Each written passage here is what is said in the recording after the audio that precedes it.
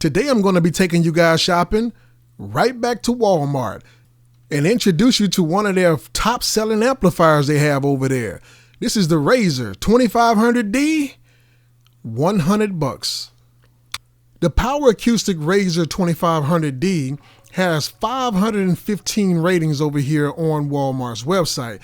And of those 515 ratings, 63% of them are 5-star ratings. This gives them a total of, or an average of, around 4 out of 5 stars. This is pretty good for a product such as this, because this is not what you would consider a top of the mark type item.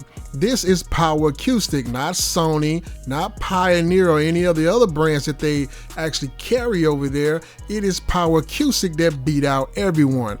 And it seems like the amp itself, the power level of the amp, how much it puts out, and the sound quality of it are some of the things that the people are liking the best about it. If you scroll down here, you'll see awesome sound, great amp, positive is what one person put out, and the list just goes on in that regard. So despite the competition, it seems like Power Acoustik have actually put out a good product here. But let's delve a little bit deeper into this and start off with an unboxing. The 2500D come packaged in retail packaging. Yeah, this thing is very bright in colors and is meant to catch your eyes as you walk down your grocery store aisle. And I must admit, they do a pretty good job of it, giving you that information that you can quickly get just by picking this thing up. And yeah, right there on the box, it tells you that this is a Class D 2500 watt max amplifier. A little bit more on that later. On the back of the box, they give you some very important information here that a lot of people just overlook. 450 watts at 4 ohms, 650 watts at 2 ohms, and 900 watts at 1 ohm. It has a 2500 watt max power delivery, which is what kind of gets this thing in trouble. And here is my favorite part of this whole amplifier. It actually suggests that you pair it with 2 of my favorite Wal-Mart subwoofers. A little bit more on that later as well. All right, so the packaging actually has all this information on here. If you want a little bit more of a deep dive into what this thing offers, just go ahead on Power Acoustik's website or Walmart's website, and I think you can actually download the manual. As you guys can see right here, opening the packaging, you guys get some of this white styrofoam is what they got this encased in. It actually comes wrapped in plastic, which is always a good thing, protects it from the elements. You have your user manual right here that's give you a little bit more detail than what the box can give you. And it also has your warranty information, wiring information, and shipping information in case you want to contact the company. Also, what they have in the box is the high level input dongle, or I should say harness right here. This allows you to connect this amplifier to your system using the speakers that come straight from your door speakers. Also in the box is your bass remote. Yeah, this actually has a bass remote provided. Open it up, you'll see that it has the mounting hardware for this bass remote, and it actually is a little bit cheap, to be honest with you. It's all plastic, nothing fancy to write home about, no clip indicator, no voltage indicator, none of that. This is just a cost-effective way to give you some remote control of your amplifier. And yes, it actually comes with the phone style connector as well. Once again, you have your mounting hardware to assist you with putting this somewhere safe in the car.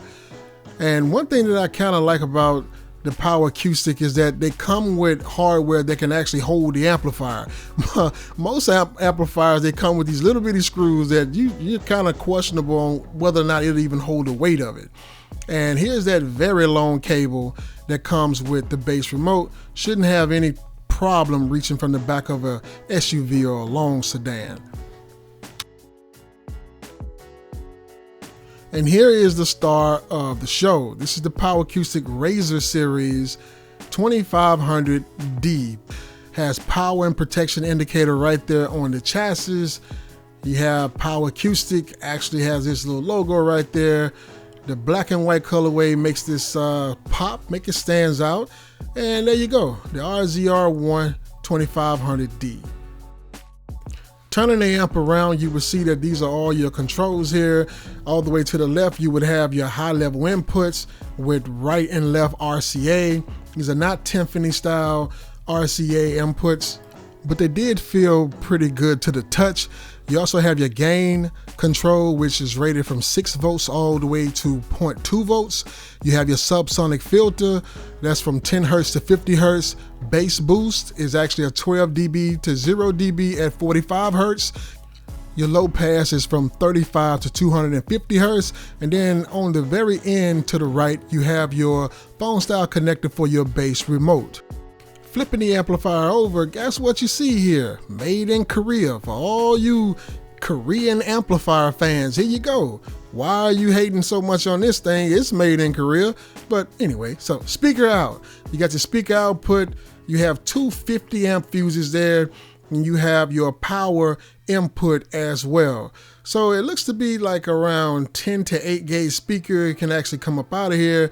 And I'm gonna be personally using 10 gauge speaker to connect all of these connections since they are all the same size. And unlike most amplifiers, these actually use Phillips screws. For all y'all curious about what the inside of this thing look like, let's look at what this Korean amplifier can give you. But just know that one of these screws to open up the back panel is actually covered. So if you do remove that screw, you will void your warranty.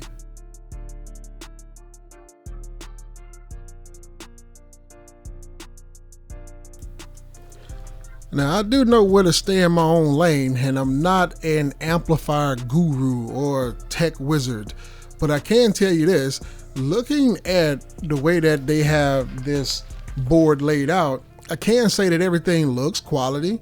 You got some very large capacitors up in here, I can tell you that.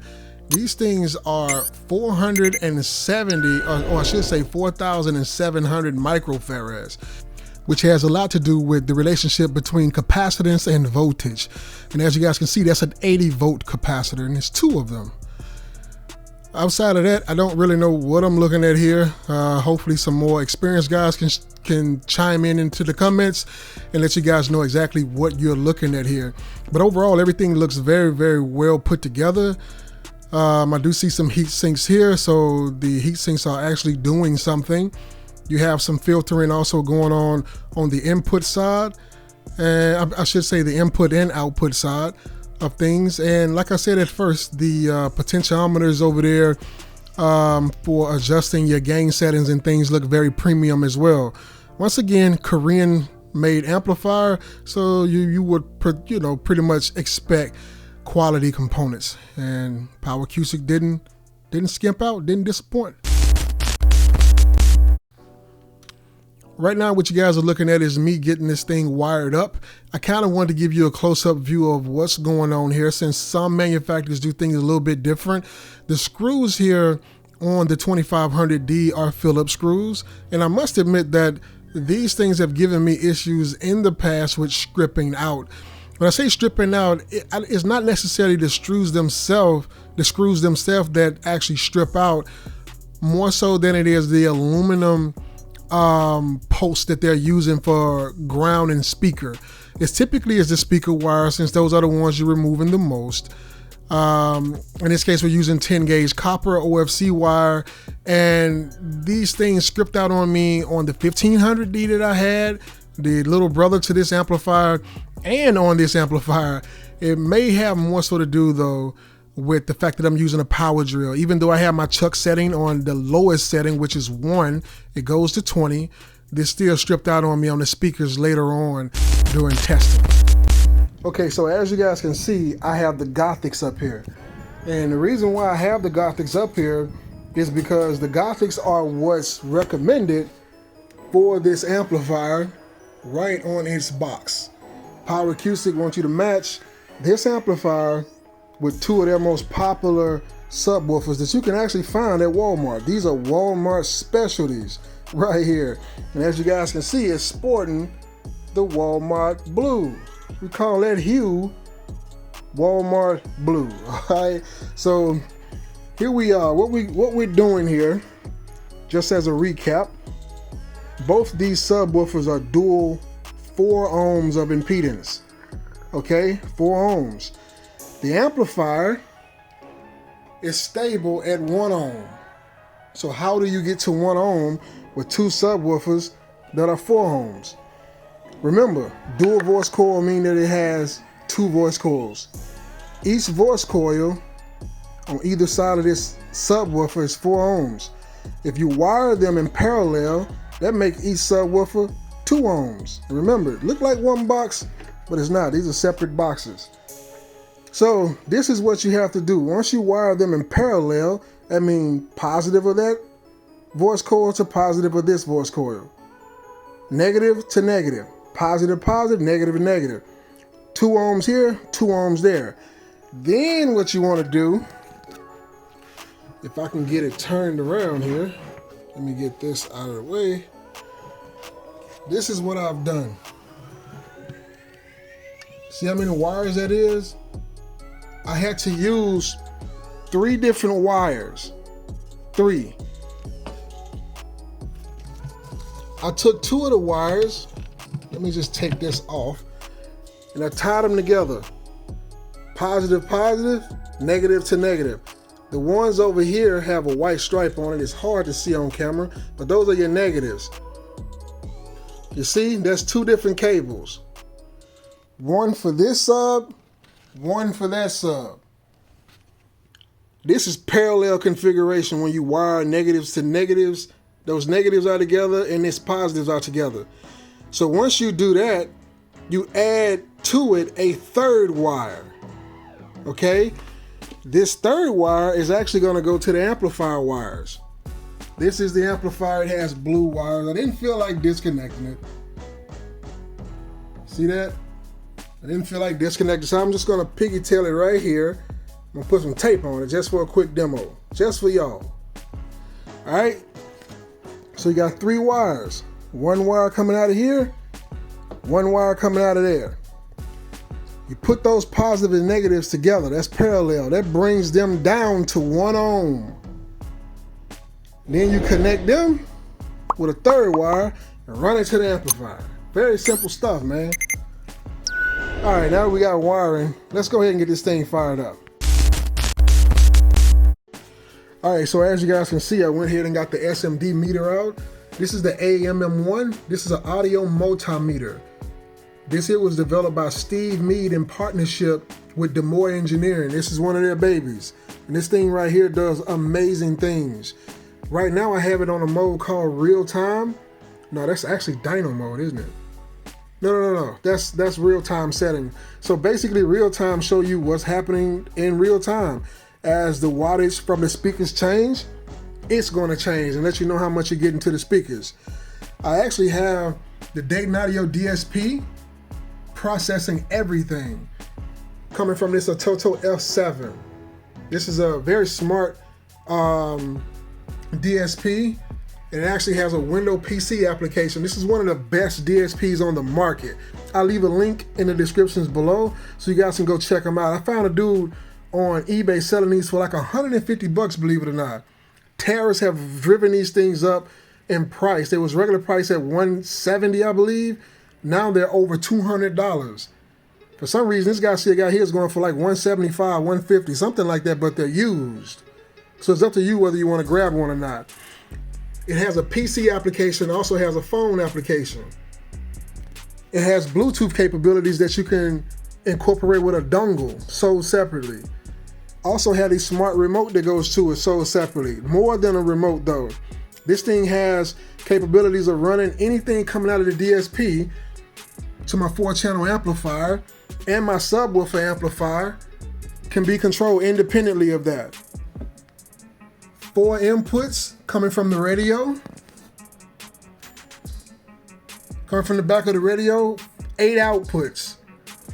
These 4 are going to my door channel, my 4-channel amplifier for the door speakers. The final 2, 7 and 8, going to the subwoofer amplifier, can be controlled independently of this. This is the main volume, controlling everything. But if I give it a long press, up to 40, you can control channel 7 and 8 independently.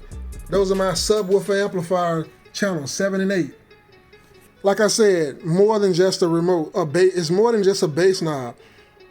6 presets can be saved in your DSP. 6. And you can give it a quick press, and you can cycle through all of them. Right now, I'm going to be selecting preset 1 because this is where I got the subwoofers rolled off at.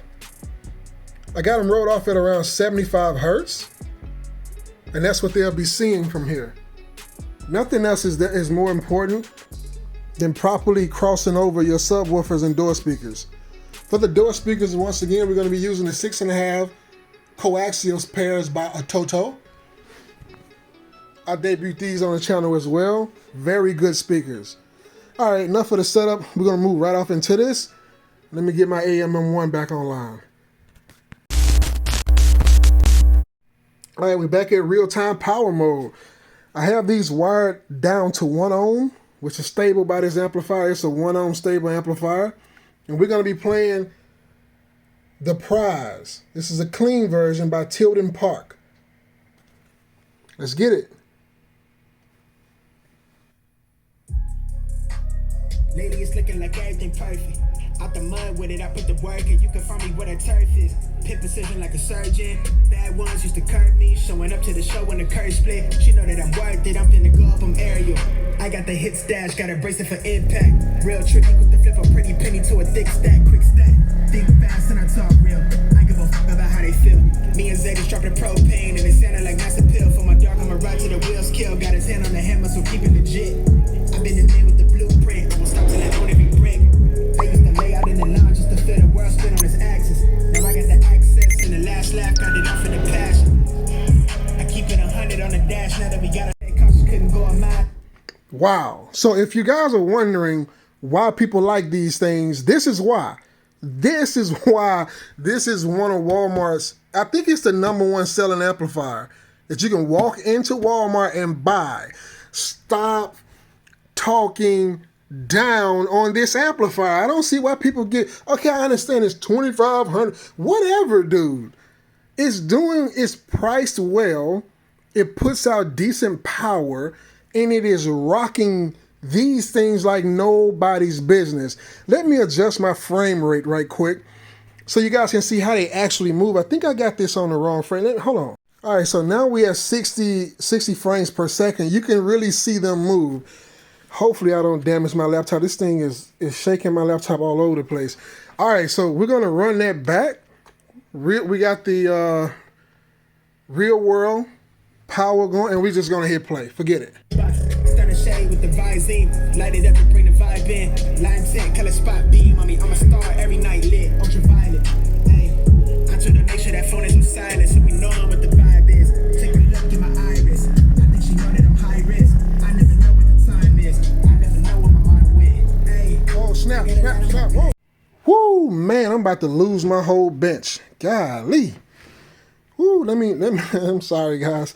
Let me adjust some stuff. These things are walking off the bench, man. I should have put some rubber feet on them or something. All right, let's get that going again. I'm trying to turn it up.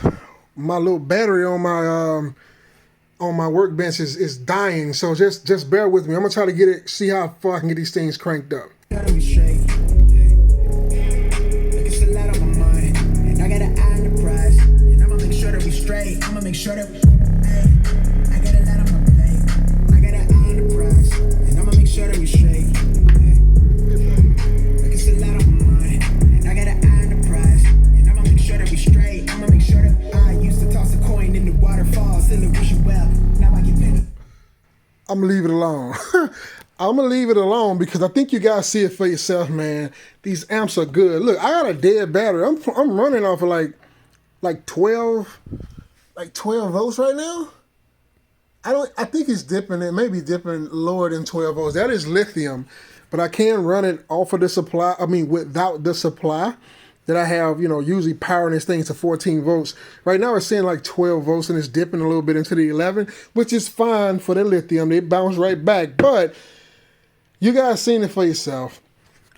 This amplifier has really good sound coming out of it. And you've seen it. It was rocking these things like nobody's business. And you only seen like 400 watts. Because of the low, you know, that's my fault, the low power I have connected to this thing. But with a little bit more power, you can get a little bit more output from it. But with two of these things, man, you don't even need all that.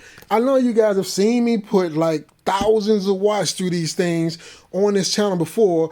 But you see this right here, this little bitty setup, this thing cost me like what, $100 or so, a little bit over $100 I paid for this thing. These were like 70 bucks a piece. I don't know what the tariffs have done to the price of them now, but at the time of the video, I purchased them for like 80 bucks a piece. So you out of what, 80, 160, and this here's like 110, 120 or something like that. Come on, guys, you for under 500 bucks, you got a system. For under 500 bucks, take your $500, get you some wiring, some fusing, and you can get the whole kit and caboodle with this setup right here. These are prefab boxes that I bought for 50 bucks. Prefab, put them together with a screwdriver. A screwdriver. So this is the thing, man. I don't know why people give this amplifier so much hate. I don't understand it. It sounds good. The problem with people, I think, is that they see us on here, their favorite influencers throwing millions of watts through this thing, and it's like, oh, it doesn't have 1,000,000 watts, you know, so it's crap. No, it's not crap. It's a pretty good product, and that's the reason why it sells so much. So stop crapping on this amplifier. It's a good amplifier, in my opinion. Sorry, didn't mean to rant. But till next time, it's the Budget Basshead, and I'm out. Thanks for visiting the channel to help you simplify car audio. It's the Budget Basshead, and I'm out.